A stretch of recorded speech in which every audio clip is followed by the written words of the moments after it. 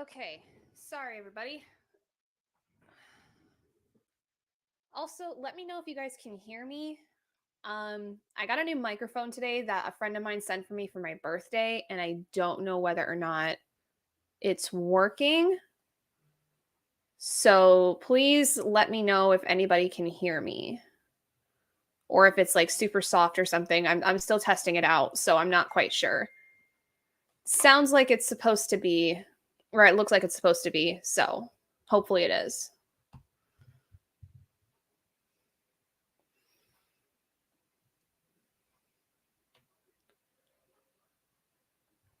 Okay. So, also waiting for Bree to come in.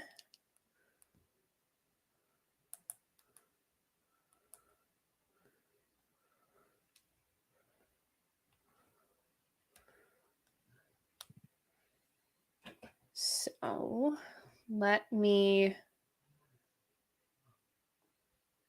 get some stuff going.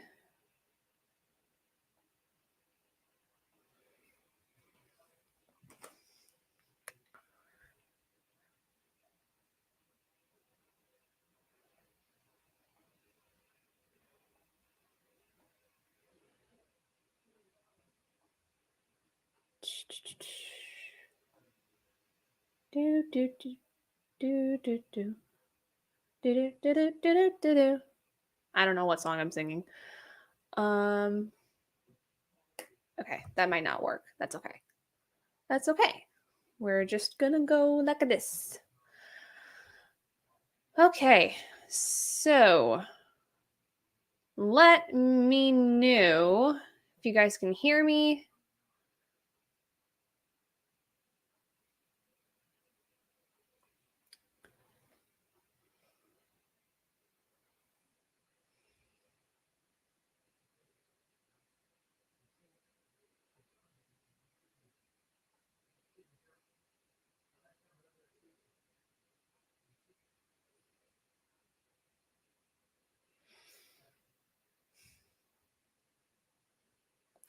So,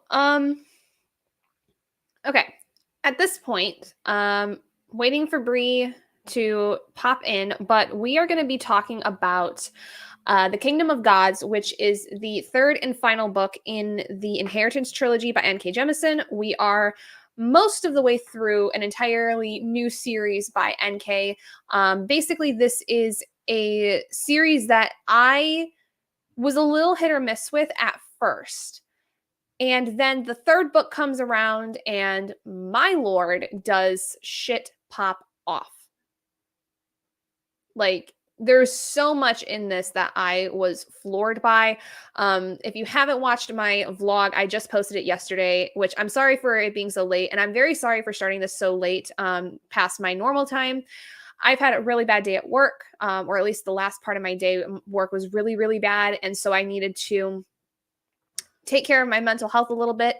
And it completely slipped my mind what time it was because I was just not aware at all. Yeah, let me know if anybody can hear me because I'm trying out a new microphone. So I want to make sure that this is working.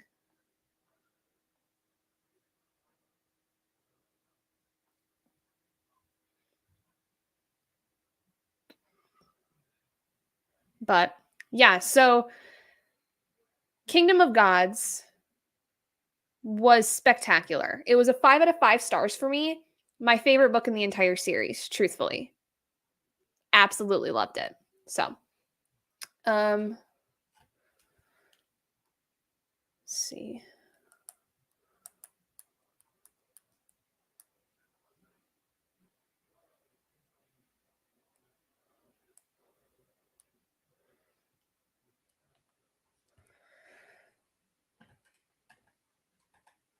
Just wait for some people to arrive.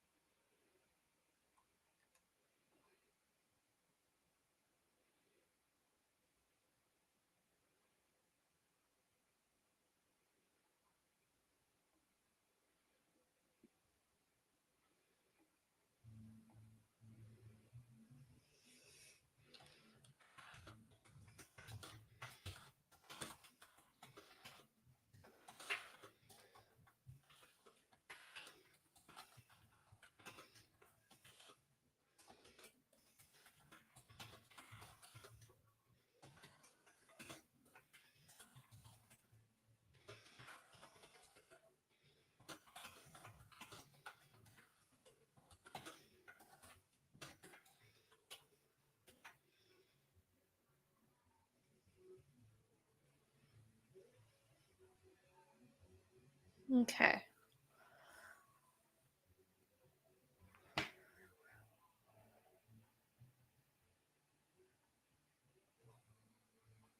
Okay.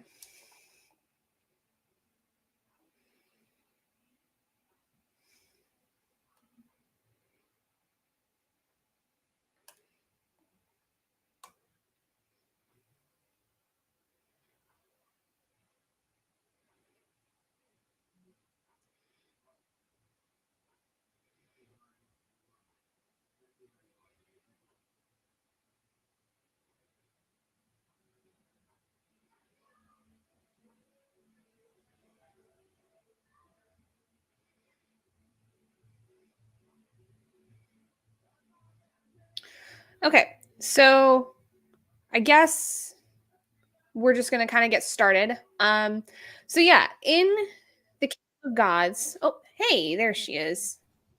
Hello. Yeah, sorry I'm late. Headphones. Of course, they said they were dying, but my AirPods decided, nope, we're gonna still try to act like we're gonna work. Okay, try talking now. I'm sorry? Can you try talking now? Oh, can you not hear me? No, my headphones were connected, so I had to make sure that they were fine. Oh, can you hear Can me you now? hear? Yes, I can hear you now. You're good. Oh, I can hear you. Okay, good. Because I just got a new microphone today. My friend sent me one for my birthday. So Yay! yeah. So I'm testing it out, and so far it looks like it's working good. So that's exciting. That is exciting. I'm glad. Yeah. It has been a day, so it definitely made my day to get that birthday present. Yeah. All right. So, at the very least, let's go ahead and get started now that we're nearly 10 minutes into the live show.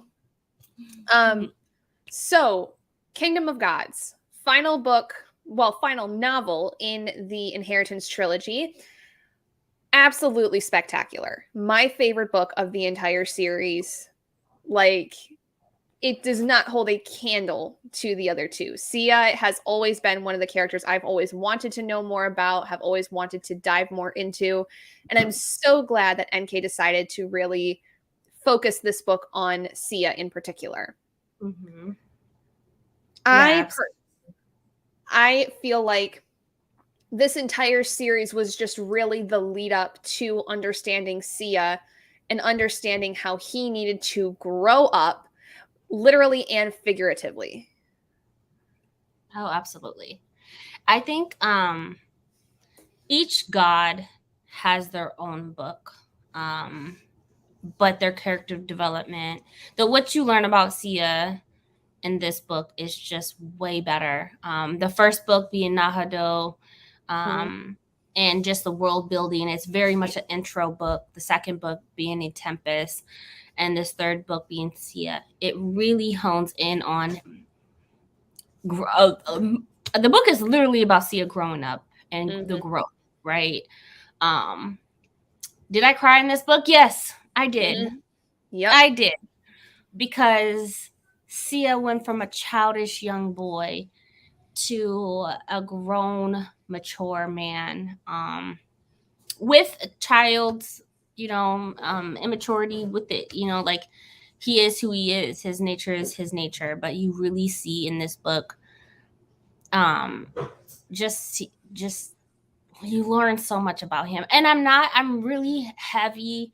I like my books to be plot driven, but the Inheritance trilogy is not necessarily heavy on like action and plot. It is really the gods, right? You're learning Mhm. about the gods, the things that are happening.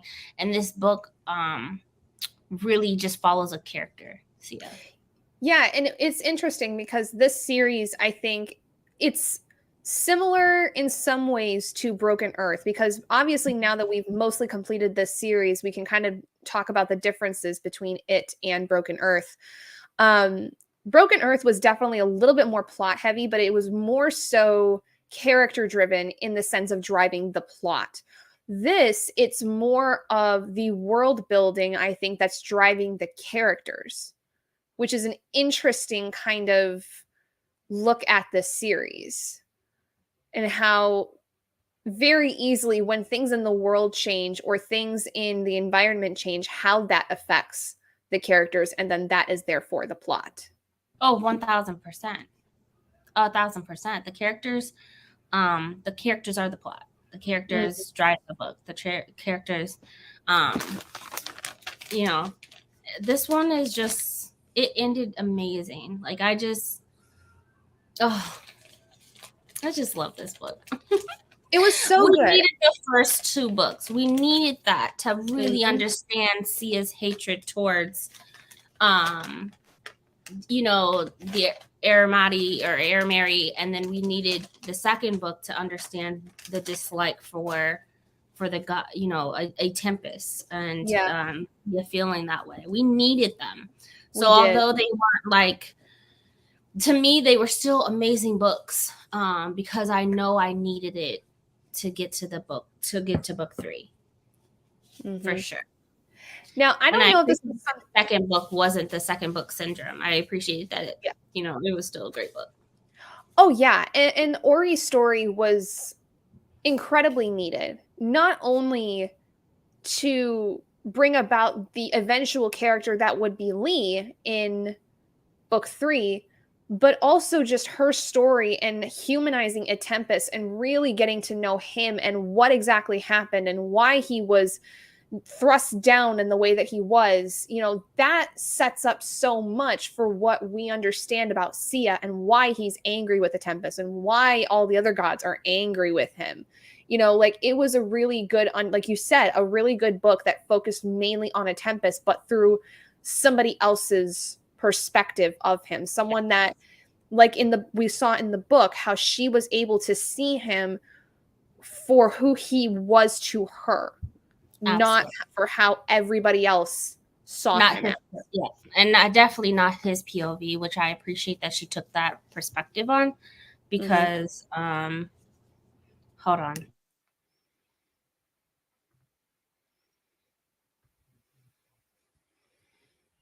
Sorry, my kiddo. I appreciate that because of his the viewpoint that we have of a Tempest is how selfish of a person he is, how he ruined the relationships between the gods and the godlings. And so we needed that different perspective of a Tempest to really understand. And then I think with this third book, it just really solidified how much of a shitty person he is, but he has grown, right? And the world has changed and evolved, as well. And so I just, and then because we were getting a different POV in the second book, the third book, it's Sia's POV, right? Like, we're not even watching Sia grow from a different perspective or different point of view of one of the characters. So I just, again, it just goes to show how versatile she is as a writer, as Inka Jemisin as a writer, that she did make the second book about a Tempest, but not from a Tempest point of view, from a different main character's point of view that played a role in the third book. But she was long gone at that point and went back to the god's point of view and perspectives. And so she as a writer is just like hands down amazing. Absolutely loved her. I absolutely loved the third book. It just, and this was amazing. Yeah, and with that too, something I just realized as you were talking about that was the fact that in each of the books, we have a different level of understanding of the gods themselves. We have book 1 with Yena, where she doesn't necessarily know much about what's going on with the gods, but she learns about it as she's becoming one herself. Then you have Ori, who is pretty familiar with at least the godlings, so she kind of understands how some of the inner workings of all of that are. And then you have Sia, who is fully involved. He is a god. He is, involved in all of this. So we even have like different levels of like involvement within the god structure of sorts, which I think is something that plays a whole other level in the development of the story and understanding the world itself. One thing too that I don't know if anybody else had this in their copy, but in my physical copy that I had borrowed from the library, the glossary, the first few pages looked like somebody had gone through and like written all over it.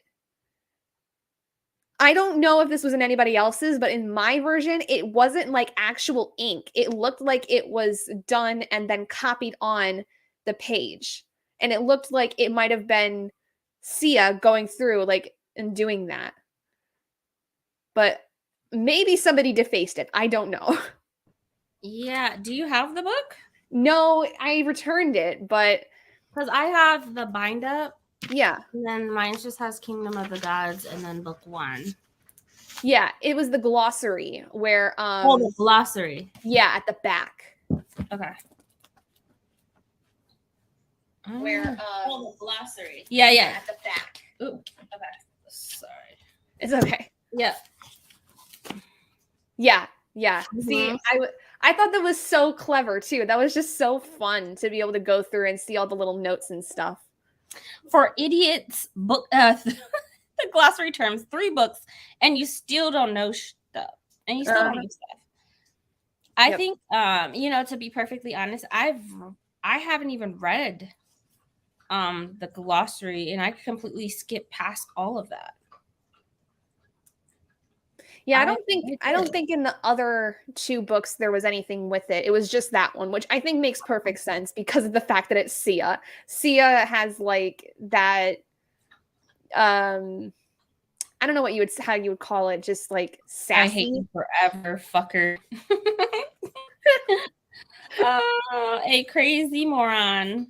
Mm-hmm. Wow. What a treat. No problem, Jira. Thank you so much for joining us, though, just to say hi and support. But yes, the novella is going to be the July read. I figured that would be a really good way to finally end this off for the Inheritance trilogy, and it's the most newest thing that's been involved in this world. And it's fairly short, so you guys could probably get through it. I think the Kindle version is like 89 pages, something like that. Like it's pretty short. Yeah. Watch this live after I finish the book. No problem. Favorite of the trilogy. Hi, Shay. Thank you for joining. Book 3, Bind Up, and made us giggle last year when we did the read along. Yep. Okay, yeah. And that was about the glossary. I didn't know so something I thought of too that I really felt like hit harder than most of the other books is the level of depth of the relationships that Sia developed.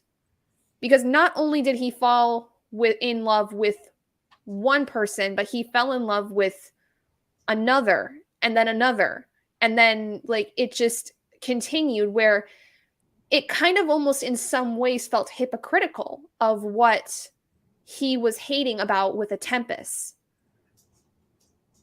And I think that to some degree, like that, that's true. But it's also one of those things where I'm like, he like, as much as the gods are godly, they're still human.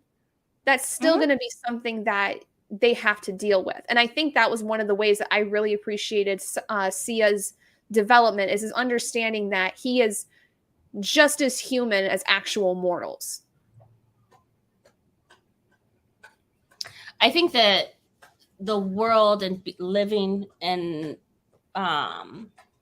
being in a world full of people and humans, I think they have developed a sense of humanity and understanding. And throughout the book, you can see that when it goes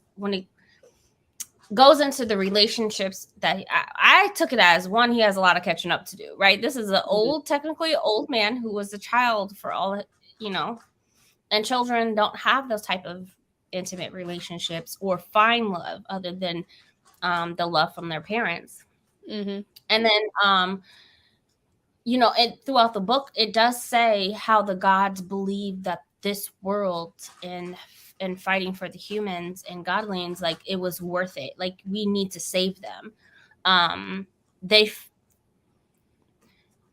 they were, all three gods were together for, right, centuries, and then they created humanity, and learned from them, right? Tempest also says, I don't know if it's, I don't want to say that, never mind, because I think it's in the Awakened Kingdom, that Tempest said something that is just like so so amazing. But basically, humans are stronger when it comes to um certain things like grief, right, and handling stressful situations. Humans are a lot stronger than the gods are, because they're not used to having to build those relationships, to lose people, to do, do certain things. So in the third book, we're watching Sia grow up, we're watching him fall in love, we're watching him just finally find a person, right? I think when I was reading the book, and when Sia finally, like, they connected, they did a blood oath to be friends. That is a very much human thing, right? Mm-hmm. And my first time reading it, I was just like, oh my God, like they fucked them up. Like, and I was just, I left it alone, and I kept reading. I was so intrigued by it. But this time around, I'm like, that very much is a human thing for what they asked of him. Mm-hmm. And so they had to kind of get rid of some of the godling side of it, because they don't, even though that they respect to a certain extent humans and humanity and people in general, they're still gods. They're not friends with anybody. They're only faithful and loyal to each other. And so for them to ask of that blood oath, I was like, oh man, like it hit deeper the second read, Mm-hmm. because of that. The blood oath really made him human. Mm-hmm. And then I love that she put a twist in there that every time something grown up happened, like the kid, having to get a job, it just aged him faster. Yep. I love how she did that. Like, that to me was freaking brilliant. It really It was, I because feel aged faster. Like, yeah, because yeah. like it's one of those things where it's like those things, it does feel like age you faster, having to have all that responsibility, having all of those things that just pile on and pile on based on either mistakes or choices that you made. Like it's incredible how fast that can make you age, Mm-hmm. even just mentally, emotionally, spiritually. Like it's insane. So I also thought that that was fascinating, seeing how one seemingly innocent event where he just wanted to be important to somebody, he just wanted to feel important, how that changed everything for him, and he had no idea of the consequences of it. And when the chickens came to roost, he had to let them. Yeah. And I just love that. I think that because I feel like with the other two books, you had, first of all, Yeno with the whole thing with Nahado. She, didn't really have much of a choice in what was Mm-hmm. going on. She had all of that taken away from her. In book two, you had a Tempest who was making up for mistakes and choices that he made. And then you see this one where it's the act is done, and then Yep. you see the fallout from it. The fallout. Yep. Yeah. It's again another thing that fascinates me about NK's writing, where she writes on so many different types of levels. Whether intentional or not, just the fact that each of these books follows a very different setup in terms of each of the characters and where they are in each like storyline. It's Mm-hmm. incredible. This woman is a genius, and I've known that since we finished Broken Earth. But Yeah. pure genius. It's no wonder this is one of her other popular series. Mm-hmm. It just and a lot of people don't see that perspective.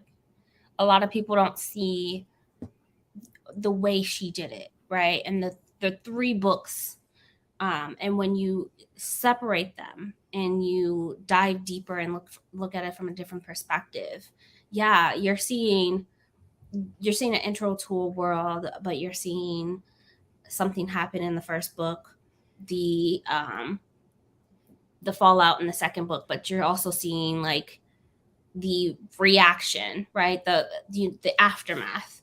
And so I just NK is amazing. I will always continue to read her. She is an auto buy for me, but yeah, this third book just hit differently. And as we're watching Sia grow up, right? His hair is growing, his nails is growing. He's going from looking at people as friendly friends rather than, and then starts looking at them intimately. It was so weird to read, knowing Sia, and then he's aware of it. He's just like, oh, I just want to snuggle next to her breast and cuddle. And then next thing you know, he's like, I want to touch him. And I'm like, Yeah. what? Sia, like, Whiplash. Major whiplash. this is not me. This is not me. And he's so self-aware of it. And to me, it just, oh God, it was brilliant. It was brilliantly done. I loved how Sia then had to go find work. He had to get a job, like people are shocked and wanting to help him and do everything for him. And then meanwhile, he's wanting to help other people. And it's just like, but Sia, you need to fix yourself. Right. Well, and he then help people with this whole mask situation and people dying. And then too, like, he wants to help the girl. Well, I can't remember her name for the life of me for some reason. The girl that he fell for initially, he wants to help her, but then he realizes by helping her, that's not a good thing. And so then he realizes that she's betrayed him or she's used him. That broke my heart. Like when the moment that he realized that he had been used for a purpose that was not good and that was going to be harmful, that broke my heart. And then when the brother comes in, you're just like, can we actually trust this one? Is it possible? Or is he going to turn exactly out like his sister? Right. I want to say her name was Shahar. Yes. I think that's right. Shahar. Yeah. That was a shocker to me as far as like, because of their oath that they took. Of course, the Aramari has ill intentions always, but did she have to do it? I don't know. Like, to me, you really betrayed him. And that was a part of the oath. And at that point, when that happened, I don't understand why the oath wasn't broken. You know what I'm saying? Like, I guess that wouldn't have made for a good book if it had, because then would Sia go back to being normal or whatever the case may be. But they said when they took the oath, like, let's be friends until, I'm paraphrasing, but until we're not, or something happens that we're not friends anymore. Like, that would have broke up our friendship. That was a level of betrayal beyond, because of him being such a young kid, he shouldn't have been able to just get over, I would feel. But yeah, when they're trying to, and I guess nothing happened from that, because when he does come back, like, it's not like there's a kid, you know what I'm saying? So right. I guess nothing went beyond that. But yeah. Well, and on top of it, like, I think the other betrayal of it was that he thought that by giving himself to her as his, like, first in a long time, then finding out that she's marrying some other person that she only views as a friend because of the fact that it's going to better her career and better her lineage and everything, that was like a whole other layer of betrayal right there. Like, not only did she use him, but she just dropped him off at the side of the road, just like a piece of trash. Yeah, years later. I mean, that was years later that they were engaged and whatnot. But but Sia does say, well, people do this all the time. Mm-hmm. Because, when they were talking about it, and Sia was like, well, people marry all the time. People have arranged marriages all the time. Mm-hmm. But she really was upset about having to go meet him and do all of these things. And she said something along the lines of like, my mother will only allow me to be friends with him. And I think they're setting us up for marriage later on. And Sia was like, this happens. Like, I don't understand. You're Mm-hmm. heir Mary. Like, this is what you have to do.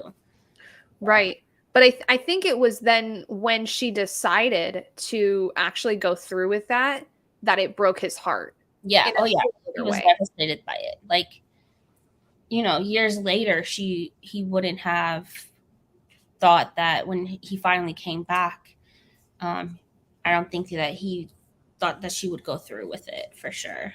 Mm-hmm. I agree with that. Yeah. And I don't know, just I really like the way that this ended too, because it wasn't like a full-on happily ever after kind of ending, but it at least was hopeful. Like after everything happened, after the dust has started to settle, like you kind of see some light at the end of the tunnel. And you don't know what's on the other side of it, but it's kind of one of those things where like you get interested to know what happens, which is why I'm also very happy that she did decide to come out with a novella that is after all of that, so that maybe we can get a little clarity as to what does happen and what does the world look like after this huge war, Mm-hmm.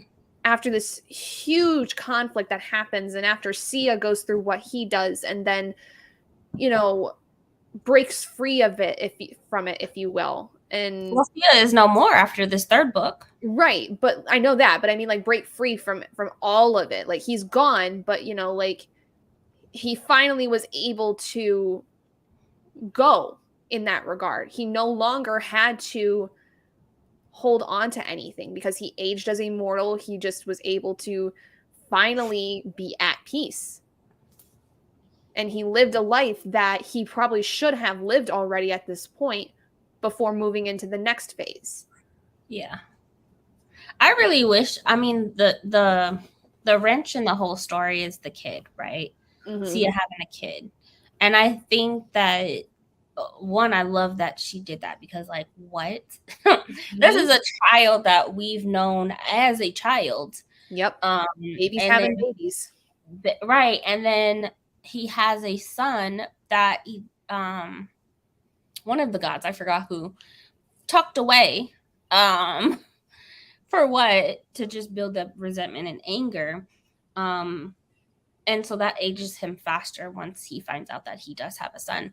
But I love that the sacrifice that he made in one killing his son and then killing himself Mm-hmm. was just so freaking heartbreaking. I Oh cried. my Lord. I cried. And you know,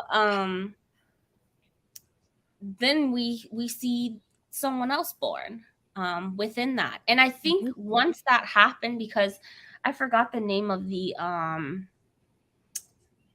the thing that made Nahado and a Tempest, or made a Tempest, I guess was the oldest. But the Yeah. thing, it was headed towards Earth, right? It was headed towards, not Earth. Is it Earth? I don't know. But it was headed towards them. And that stopped, right? Like that, just the whole dying and whatnot of one god dying and another one, like that kind of prevented the world from ending. But the sacrifice that he made, knowing that he wanted to live, but honestly, I felt like this whole book, like Sia was, people were trying to save Sia, but Sia was trying to save everybody else, and he wanted to go out in a bang and just save as many people as possible, and he did. And like I said, it wasn't even, the book should have been about Sia saving people, saving Sia, and it really showed the light of the maturity that he had growing. Mm-hmm. That he just wanted to help people. There was people dying in the mass. They had Mm-hmm. to relocate their heir Mary. All of these things to save his friends, to save people. and you just watch his maturity grow. And then at the end, it's like, this, my son is going to kill the world. Like he's gonna kill everybody. I have to save them. Yep. But in doing so, like, I kill a part of myself, so then I may as well die too. And I'm tired. I'm I don't, like, it's one of those things where it's kind of like, I'm tired. It's killing a part of myself, but then also it's better that I now move on from this. I'm at a point where I'm tired of these things. I need to complete this life and finally, for the first time, move on. Because many of the gods at this point have if in a way, to bring in like a Doctor Who reference, they've regenerated in a sense. They have had more lives, and Sia's been stuck in one for a very, very long time. So not only was it a way of like finally saving everybody, but then he does save himself. He finally gives himself the ability to then let himself let go and just move on. So I thought that was absolutely beautiful. Hi, Brandy. I cried so hard because I felt like I fell in love with Sia so much during this book. I love Sia from the beginning, from the book one. Me too. Simply because of his playful nature. He was an asshole that didn't play no shit. Like he didn't allow you to screw him over. Like he wasn't about that life. I'll kill you in a heartbeat. But I'm so playful of a kid. I'm so just like, you know. And then the third book, they talked about that. They talked about how cruel he was and how he killed women and children. And he just continued to play with, just play, and just had all these hidden spaces, and just was so playful of a child. One thing that I did not talk about a lot when I read this first book I remember doing my wrap up, is I love the fluidity of these characters. I love how Nahado will change. And how before humans were created, and it talks about this in the third book, before humans were created, they were not man or woman. They were just beings. They were just here. They were just there. And Nahado would change into a woman for Sia. They were very gender fluid. And I love that. I love that. This book is, I mean, NK just did an amazing job with the character development and the characters in general. And Sia just aging into this old man, and he could have switched to be a woman too, like if he wanted to. Yeah.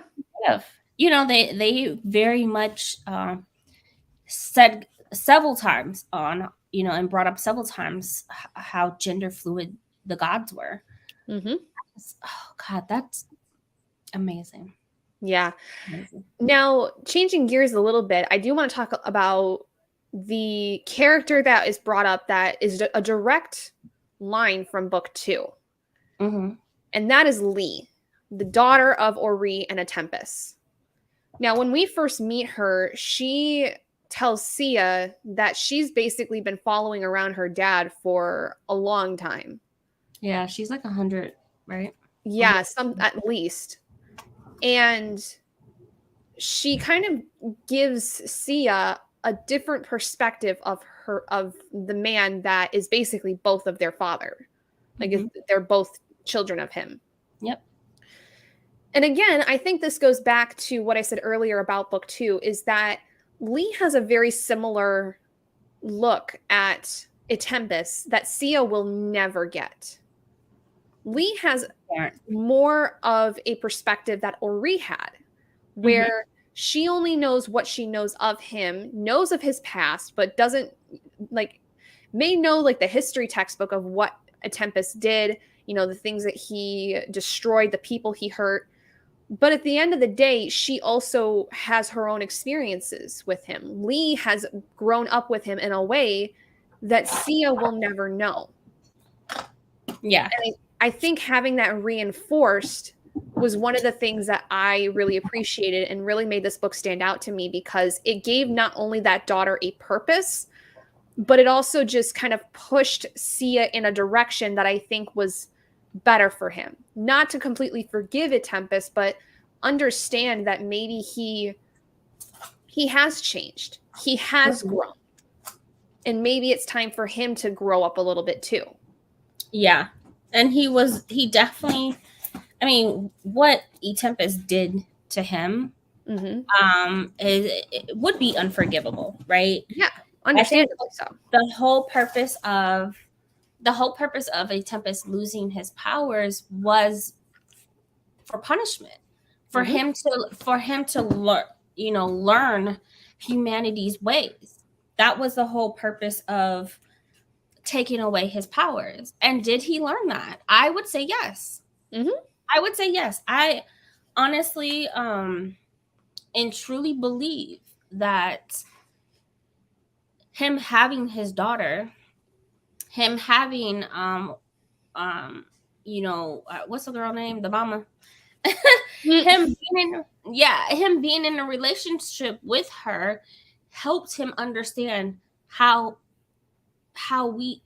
he loved humans, and like he could fall in love with humans. And you see that with Sia learning throughout the book 3 as well. But Tempest did change, and Sia was able to see that, like, he's not just this asshole, he is the bad, and then Naha is the good, right? There is not just like, he's not fully dark and then Nahado is fully light.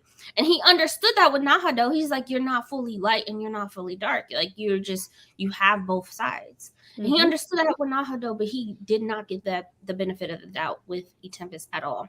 Right. And so she has that perspective of the parent view, like, he has changed. This is what my mother has told me, who he was. And then following him around, being a leader of a group, and really just trying to save humans, right, from things and people and whatnot. And so when he got his powers back and really looked at Sia, and even before he got his powers back, right, I remember like him and Sia having a conversation, and he was like almost in tears, and I was like, oh my god, stop it, you're gonna make me cry. Right. Oh my Lord. This was such an emotional one. Like, I started to get emotional in some parts with Ori in the Broken Kingdoms. Didn't really get much in the 100,000 Kingdoms, but this one just like, it's like we said before, it's one of those things where I think we were all so attached to Sia from the very beginning that now seeing him go through all of this and ultimately dying, it's like you lived a lifetime with this character. It's the same as when you finish any other series, right? And you're sad because you're leaving these characters, you're leaving these worlds. It's that same form of grief, but it's almost intensified because some of this was out of left field, it felt like. And it shouldn't have happened. Right. It shouldn't have had to happen. The oath, the blood oath that he took was innocent, right? It was innocent, but it required him to have humanity and be part human in order to have friends.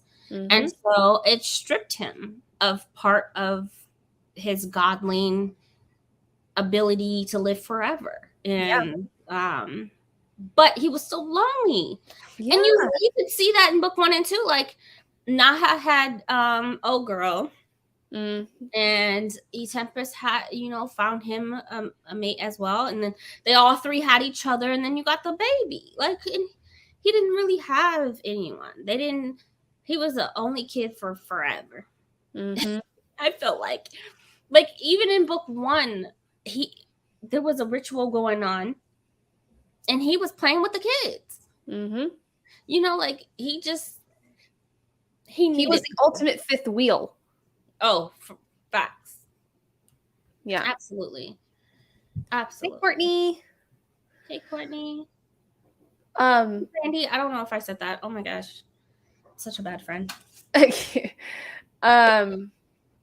No, and man, this I this was not expecting the kid though. no, My first read. I wasn't expecting the kid. I wasn't either. I was like, where the heck did this guy come from? But then it made sense because I was like, okay, there's probably some things in CS past that we don't know about that are gonna come back to haunt him. Like there's a reason that he is the way that he is. And the reason is that he doesn't want to take responsibility for any of the things that he did do in the past. And I loved that kind of came up. Like it was very much out of like nowhere, but again, it just you chalk But it up he's to a kid. Jemisin Why energy. would a kid be out there bumping and grinding on somebody? You know what I'm saying? He's a kid. That's why I wasn't expecting it. Like Right. who is sleeping with this man? Who is this child? Right? Like who is sleeping with this child? Some nasty god. Somebody like. Yeah. I was wondering why he stayed a kid while everyone was an adult. It was kind of he more chose to do it. Because he had like he's about as old as most of the other gods, but he chose to stay as a child for like the comfort of it. I think he even mentions it in book 1. That's his nature. Huh? It's part of his nature, right? Yeah, like each god has their own. Each god and godling has their own nature, and his is to be a child. It very. I forgot the actual word, but it's immaturity. Basically. Yeah, and it just fits that nature. And he even mentions in book 3, like one of the godlings is trying to find their nature, and he was like, you are who you are. Your nature is who your nature is. Like you just have to own it and accept it, whether you like it or not. And his was just to be playful. And so yeah, but in book 1, remember he had that whole party, and he wasn't able to stick to his full nature until he became a teenager. He was older. Yep. At least for that scene, because he was using so much power. And he couldn't hold in his nature and maintain it. Right. So what was I gonna say? There's something else I was gonna point out, and now I'm losing my train of thought. What was the godling that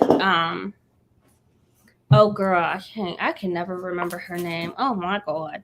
But she turned one of her family members into a godling, right? And then he was trying to figure out his nature, and then come to find out the twins are related to him. I was like, whatever her name is. Yeah, I can't remember. I don't remember this girl name. I can never remember this girl name to save my freaking life. Because I just don't care. I mean, like, she's important, but she's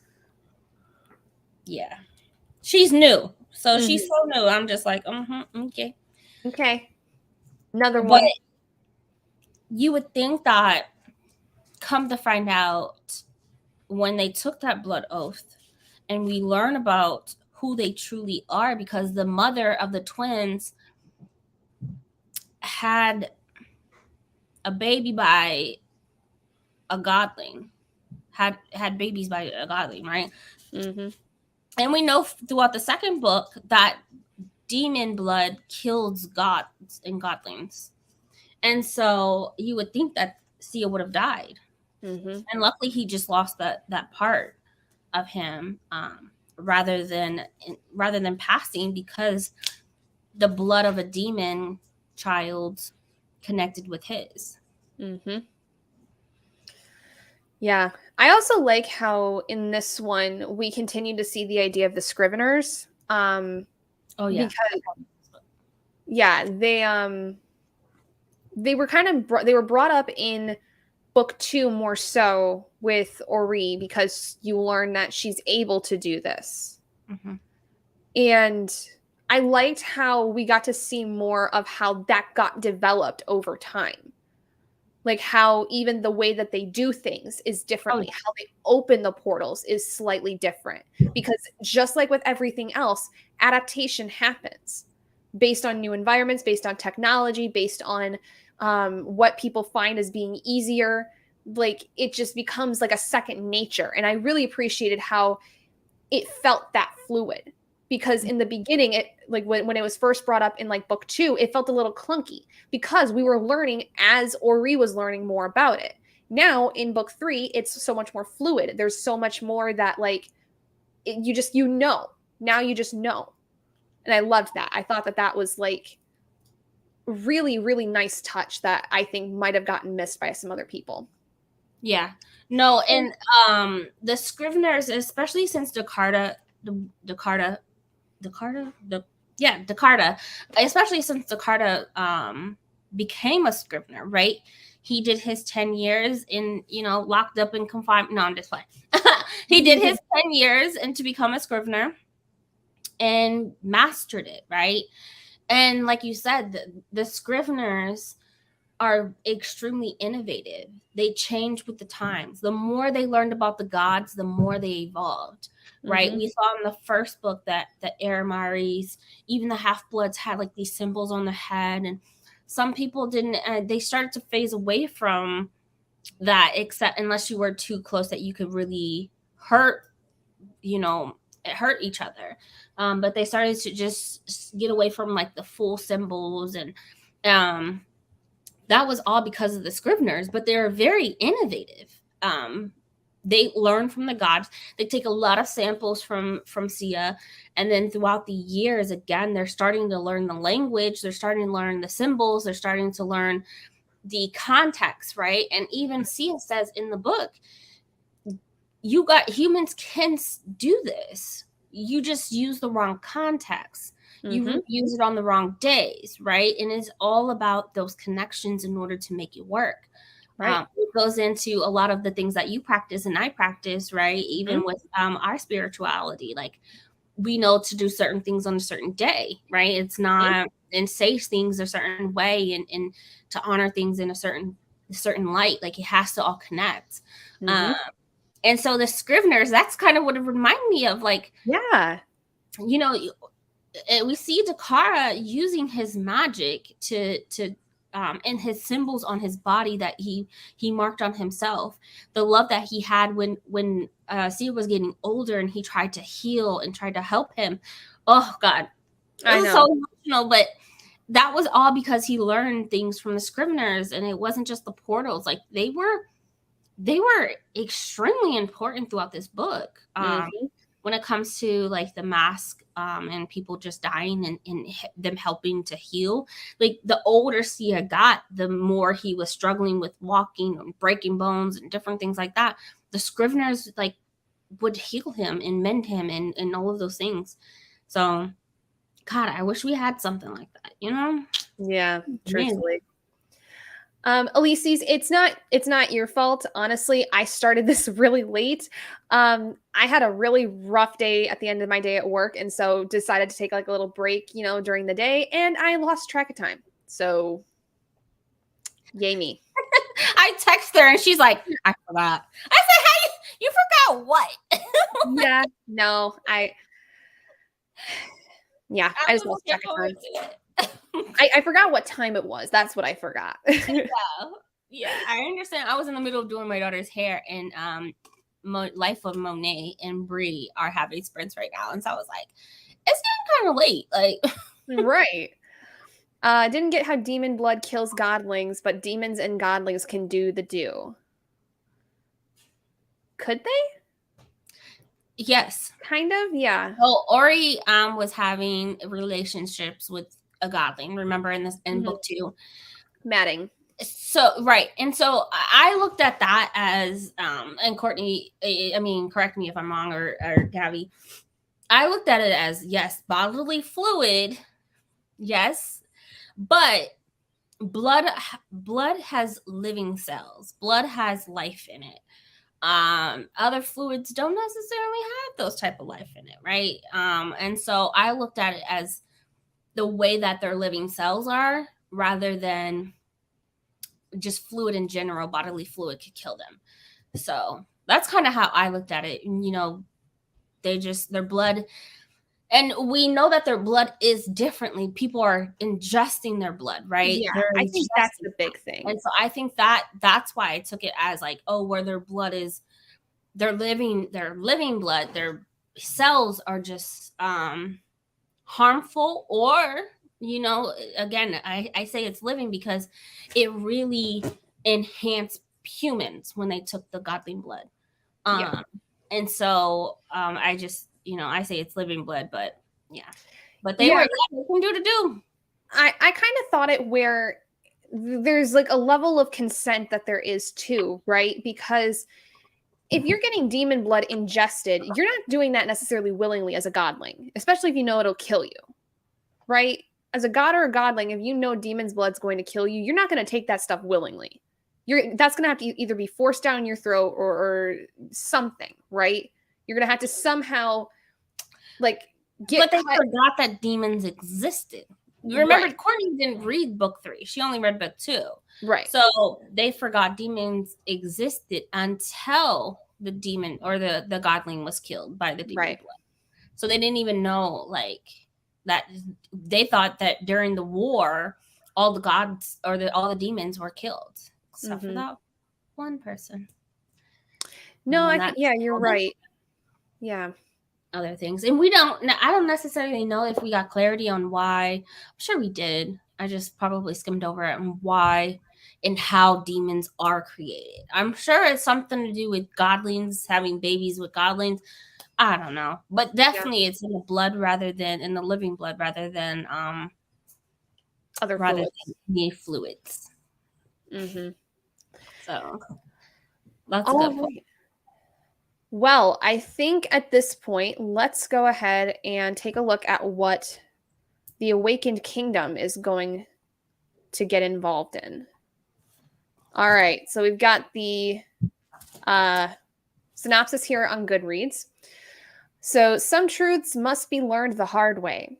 As the first new godling born in thousands of years and the heir presumptive to Sia the Trickster, Shill's got big shoes to fill. She's well on her way when she defies her parents and sneaks off to the mortal realm, which is no place for an impressionable young god. In short order, she steals a demon's grandchild, gets herself embroiled in a secret underground magical dance competition, and offends her oldest and most powerful sibling. But for Eno, the young Darren man whom Shill has befriended, the godchild's silly games are serious business. Trapped in an arranged marriage and prohibited from pursuing his dreams, he has had enough. He will choose his own fate, even if he must betray a friend in the process. And Shill might just have to grow up faster than she thinks. Boom. I already read it. Yeah, I'm sure you did. Yeah. Yeah. So, magical dance competition? I'm down. It is a world where all is accepted, right? I think what they learned, if anything, if you read book 1, 2, and 3, you realize the difference between humans, gods, godlings, and why they all kind of have this hesitation towards each other, right? Humans are afraid of gods and godlings because of their powers. Gods are afraid of, not necessarily afraid, but have rules for godlings, and demons are not supposed to exist. But it is a world where all exist, and yeah. And I can appreciate that, right? Like, if you know that you're a demon, like, you just know that there's certain things that you have to be careful on. With Awakened Kingdoms, it's okay. Okay, as in like subpar or subpar, very subpar. I think it is. What is this city that she grew up in? I'm gonna get that name down one of these days. You remember the city that the women are the warriors, the men stay home? Do you know what I'm talking about? Yeah, I just can't remember. Jakarta? Is that where she grew up? No, that's not. No. But I don't remember the name of it, but I know what you're talking about. Yeah. The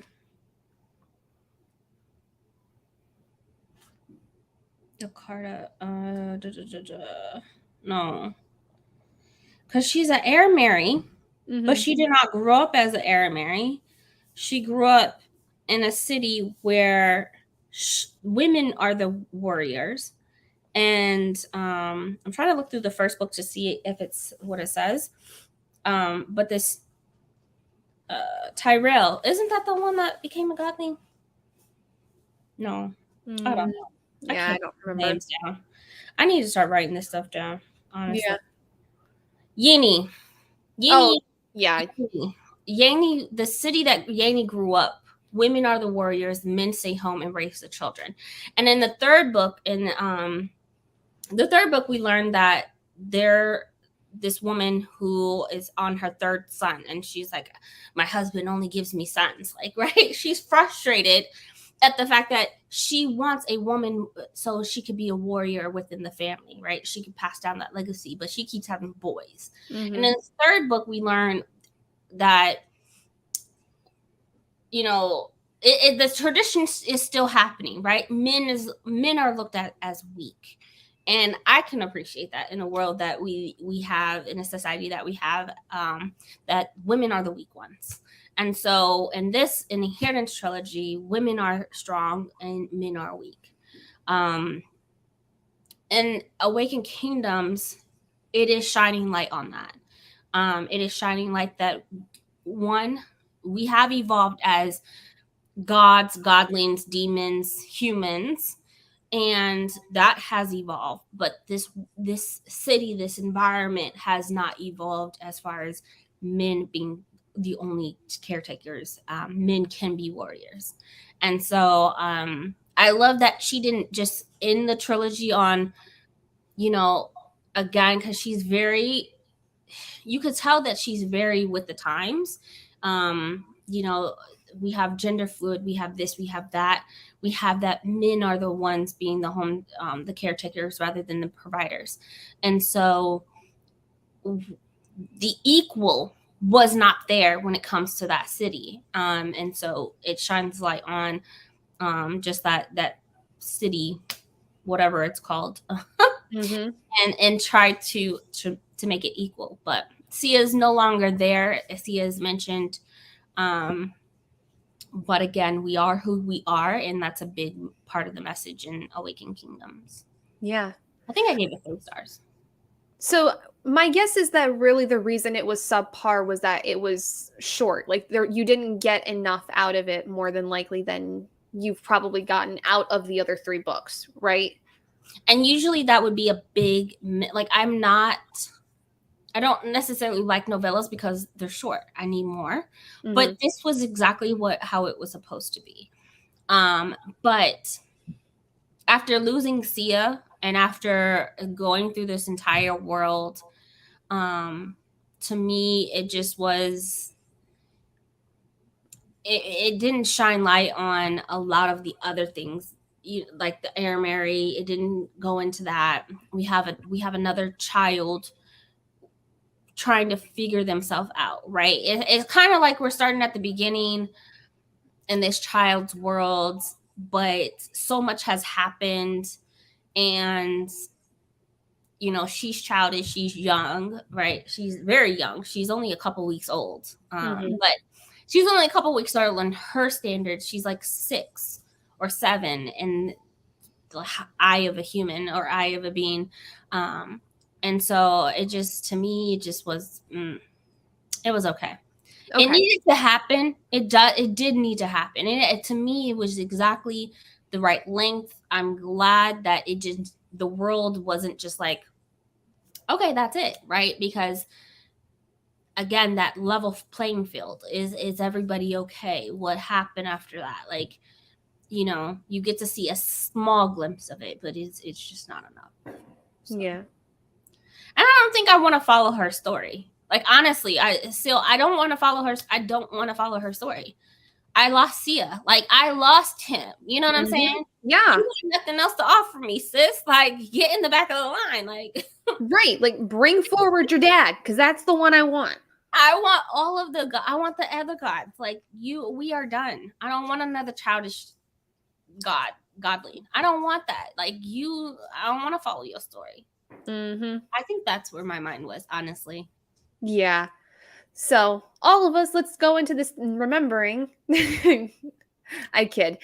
But no, honestly, like I'm curious to see how I think of it too, because with that in mind, that does kind of give me an idea that it's very likely not going to feel quite the same as the other books, which is fine. Yeah. But we'll have to see. So, I think with that, thank you so much, everyone, for joining us. Even if you were just here for a little bit to say hi, really appreciate it. Again, I'm really sorry for starting this so late. I just, it's been a day. Had a really bad experience at work today, and I needed some time to decompress, and I just lost track of time. But Bree, thank you so much for joining once again. I really appreciate you taking the time to come and do this as people are shooting off fireworks in my neighborhood, apparently. Yeah. That's a joy. It's happening. What is the book for July? You said Awakened Kingdom is this July's book? Yeah, it's just The Awakened Kingdom. Yeah. Okay. Yep. And then in August, we'll be moving on to How Long Till Black Future Month. A novella to another kind of like story. Yeah. Short stories, essays kind of thing.